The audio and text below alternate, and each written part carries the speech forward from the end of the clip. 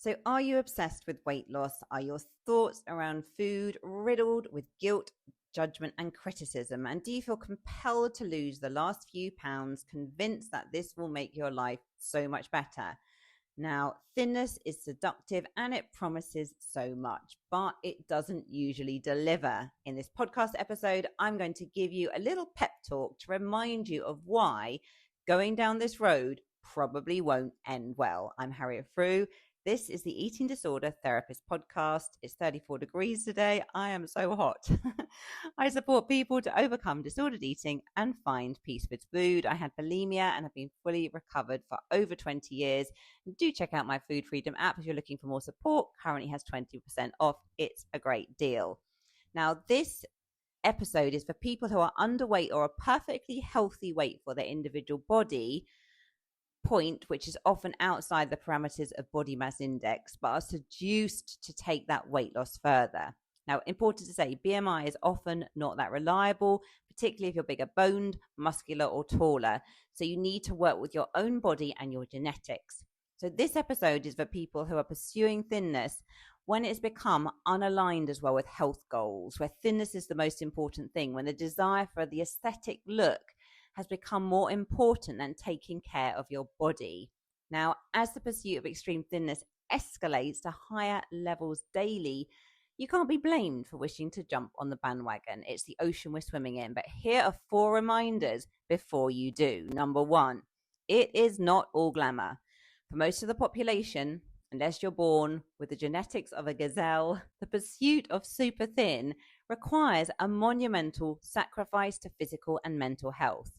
Now, if you're doing it the traditional way, without a GLP-1, then you're likely starving and food preoccupied, teetering on the brink of a loss of restraint at any moment. Food noise is probably deafening, and you might have fallen into binge eating, over-exercising, purging, or another disordered eating behavior to stay afloat. This is very, very common after the initial honeymoon. Now, if you're doing it with a GLP, it's probably short-term blissful because the food noise has been banished. But finally, you can sail through the day without obsessing over the next mouthful. It probably feels so good. But unless you are prepared to inject for the long term, based on my experiences from the therapy room so far, the food noise returns like a wildly storming avalanche post-meds. And some of my clients are now knee-deep in anorexia or bulimia, whereas pre-GLP-1s, their food relationship was disordered, but not in that extreme way. Now, also, many people don't feel particularly energetic, and there can be quite unpleasant side effects when injecting. Okay, number 2, are you ever skinny enough? Now, you venture on the thin highway, and probably in the beginning, you feel satisfied, accomplished, all the things, you're achieving, you're worthy by societal standards. You found that discipline you constantly craved. But a few weeks or months in, that early satisfaction starts to dwindle. The goalposts have moved further away and your progress just never feels good enough. So you stand on the weighing scales, you berate yourself for gaining like 400 grams or something overnight, and you wistfully long for the lowest ever number on the scales to appear. Never mind that your body has transformed from the start of the weight loss journey. So the end point of this journey feels elusive and ever moving. And these minor weight fluctuations have become markers of worthiness and success. And you have a distinct feeling of failure rippling through most of your days. And a scroll on social media amplifies the feelings further. You may be thinner, but you're not skinny enough by your newly imposed standards. You just can't win. Number 3, your life is food, but not in a good way. So pre-dietary restriction, life was imperfect, but it was full with friendship, memories, work accomplishments, and the mundane but blissful micro moments of daily living. But now, food and exercise thoughts swamp your psyche constantly. You're analyzing yesterday's eating while anxiously mapping out the next few hours ahead. It's hugely challenging to remain present.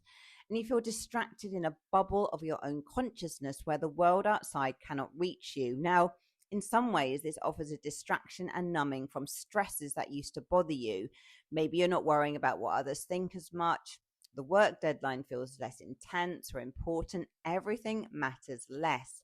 But the joy is diluted too. You can't remember the last time you felt genuinely excited and happy to your core. You're living in your head and your body feels disconnected from it. You're not fully grounded on planet Earth. You're in this ED bubble almost. Everything is filtered through a fuzzy food and body preoccupied haze. And your mood has dipped and your life force battery is flat. You go to bed at 8 p.m. as exhaustion from restriction monopolizes your choices. And number 4, it's a low vibe. Okay, you were not born on planet Earth to shrink your body to ever smaller proportions. You are here to create, to connect, to be inspired, to learn, and to grow.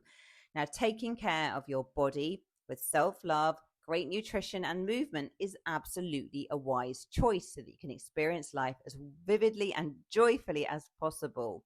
But the obsessive pursuit of thin does often not equate with health. It can result in obsession, anxiety, and actually misery for temporary validation and acceptance. And at what cost? So, if you genuinely desire inner confidence, connection, and joy, chasing the outer world will never fill your cup. Instead, you need to go inwards and identify what lights you up. That magic is within you. The pursuit of thinness or any other goal outside of yourself will always leave you wanting. So be wise, be discerning, and seek for contentment and joy in the places where it's truly accessible. What do you think? Do you agree? Are you seduced at the moment by extreme thinness? How's your journey going? Do share in the comments. I would love to hear from you.